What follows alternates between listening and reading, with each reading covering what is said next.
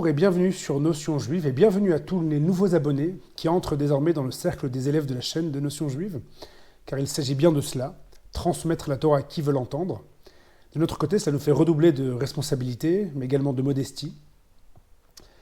Alors j'aimerais qu'on réfléchisse ensemble aujourd'hui à un phénomène de société qui embrase l'être humain dans toute sa quintessence, au point de s'immiscer dans nos vies quotidiennes et de changer nos échelles de valeurs parfois.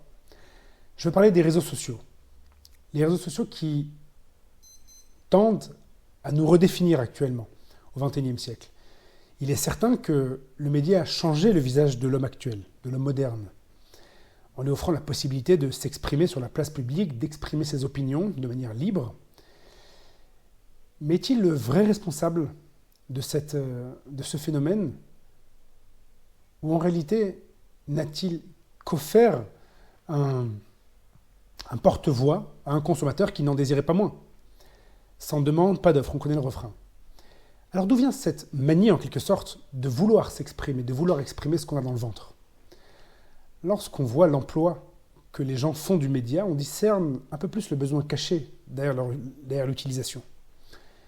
Aujourd'hui, les réseaux sont principalement utilisés pour partager des opinions personnelles et exhiber la vie des gens. Ce qui nous pose à nous poser la question, pourquoi l'homme a-t-il besoin que ses comportements soient vus de ses contemporains ? Maïmonide a peut-être une réponse. Maïmonide, le Rambam, dit « La nature de l'homme le pousse à être influencé dans ses opinions par ses amis et les personnes qu'il aime et à agir de manière semblable à leurs agissements. » Le Midrash nous enseigne que c'est une qualité en réalité intrinsèque à l'homme, qui est appelée Adam en hébreu, qui vient de l'anagramme Adama ou Adamé. Il peut être terre ou il peut également être Adamé comme Adamé l'Elion, celui qui ressemble. Donc il a de manière ontologique cette qualité de vouloir ressembler. C'est ce que la Torah nous fait savoir, que l'homme est un être social qui a besoin de vivre en entourage, sans quoi il n'évoluerait pas. Ce qu'Adler dira des milliers d'années plus tard. On ne peut pas vivre seul. N'a-t-il pas été dit qu'il n'est pas bon que l'homme vive seul dans la Bible ? Alors pourquoi l'environnement est-il si important pour l'homme ? Bien, parce que c'est lui qui lui crée son estime de lui-même. L'estime de soi est l'évaluation que nous nous faisons de notre propre valeur personnelle. Elle indique dans quelle mesure nous nous considérons importants, aimables, valables. Une personne avec une bonne estime de soi, une bonne estime d'elle-même, sera en mesure d'interpréter positivement tous les événements de sa vie quotidienne, là où une personne en manque d'estime de soi, en déficit, les interprétera péjorativement. Résultat, un état émotionnel, psycho-émotionnel complètement différent, qui différera et qui entraînera des répercussions sur la joie de vivre, la qualité de vie, l'équilibre mental même d'une personne. Alors comment se forme cette estime de soi dont l'homme est si dépendant ? On peut dire, et on le sait depuis Françoise Dolto, qu'elle débute à l'enfance, se poursuit avec les parents, avec les amis à l'adolescence, puis à la vie adulte, elle se nourrit dans les sphères du travail et des loisirs. L'homme a besoin des autres pour s'auto-évaluer finalement. En fait, comment saurait-il qu'il est si spécial si ce n'est pas au contact des autres dans cette auto-évaluation interpersonnelle ? Le fait que les gens obtiennent leur permis du troisième coup et lui du premier, on se compare toujours aux autres, qu'on le veuille ou non. Et on en a besoin pour s'évaluer. Il n'est pas rare de voir des assistantes de direction, par exemple, dans les travaux, qui se tuent corps et âme, délaissant leur foyer pour gagner un bravo Madame Biton, en délaissant mari et enfants, ou bien de la part de cet employé qui dira à quel point il a passé des heures à travailler le soir, à haute voix, pour que tout le monde le sache et l'entende, et glane cet effet admiratif qui se dessinera dans les yeux des gens. Les gens se nourrissent de l'agrément de leur entourage. C'est certain, ce besoin de reconnaissance perpétuelle les rend capables de dire non, de peur d'être écartés, oubliés. Bon, on n'a plus besoin de vous. Une fois que l'outil média est en main de ces gens, de la quasi-totalité des personnes en réalité, mais certaines n'y vont pas de main morte. Ils checkent le nombre de likes, les commentaires laissés, les nombres de vues. Et cela va souvent définir l'état émotionnel qu'ils vont avoir durant la même journée. Le véritable problème est lorsque l'homme cherche à nourrir son être intérieur au travers du regard de la société qui l'entoure, et plus au travers d'une valeur intrinsèque, une valeur auquel il croit.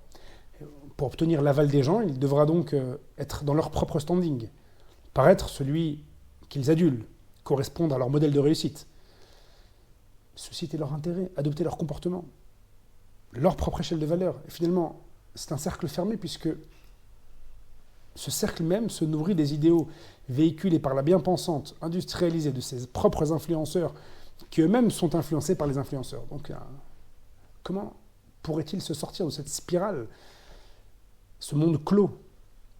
Eh bien, Maïmonide poursuit, dans le même chapitre de Ilchot Deot. Il dit « Par conséquent, l'homme doit s'efforcer de s'attacher à des sages et fuir les impies, pour ne pas apprendre de leurs agissements. Ainsi que l'enseignement du roi Salomon le dit, il se base sur le roi Shlomo. Frayer avec les sages, c'est devenir sage. Fréquenter les idiots, c'est devenir mauvais. » L'homme dépeint et il dépaie. Il prend, en quelque sorte, ces cercles sociaux qui s'entremêlent. Les gens qui ont les sages, eux, qui ont une échelle de valeur pure, n'estiment pas la valeur d'un individu à ses avoirs ou à ce qu'il prône, ni à ses performances. Mais ils le respectent, ils lui donnent sa place, tout simplement parce qu'il est fait à l'image de Dieu. Comme la Mishnah dit, « Cher est l'homme, car il a été créé à l'image de Dieu », tel que la Maxime des Pères l'enseigne. C'est également pour cela que dans le Talmud, on rapporte une histoire de Rabbi Yossi ben Kisma qui refusa un job en or. On lui proposa littéralement des pièces d'or pour vivre dans leur confinement. Il dit « Pour tout l'argent et l'or du monde, je n'habiterai que dans un endroit, un lieu de Torah. » Car dans un lieu de Torah, il y a des sages et il y a donc un communement social qui a des échelles de valeur complètement différentes. Alors nous avons une première piste pour nous endiguer du phénomène de cette pression sociale et de cette reconnaissance avide, s'entourer des bonnes personnes, comme nous le dit Maïmonide. Et ne pas avoir non plus la crainte et avoir le courage de sortir d'un environnement qui devient nocif. Afin de s'extraire de la dépendance de l'autre qui nous juge par rapport à une performance ou un bien acquis, alors que nous sommes, nous, ce que nous sommes, sans avoir besoin d'être ce que l'autre veut que nous soyons.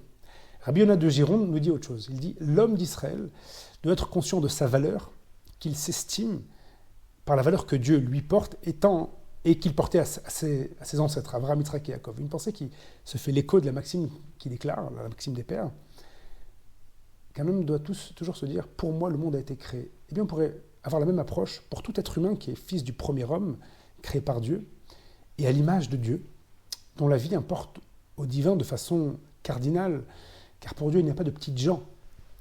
Et lorsqu'une personne se voit dans les cas, on pourrait s'exprimer ainsi, dans les yeux de Dieu, et qu'elle médite sincèrement sur les concepts de la providence, elle peut ensuite alimenter son estime d'elle-même en s'appuyant sur le rocher le plus stable qu'il soit, Dieu, à l'instar du roi David, qui disait dans les psaumes « L'Éternel est mon rocher ». Ainsi, l'homme, au lieu de baser son estime de soi vers l'extérieur, il la place vers un au-delà transcendant. Et c'est périn et ça porte ses fruits. Alors je vous dis à bientôt pour de nouvelles compréhensions. En attendant, portez-vous bien.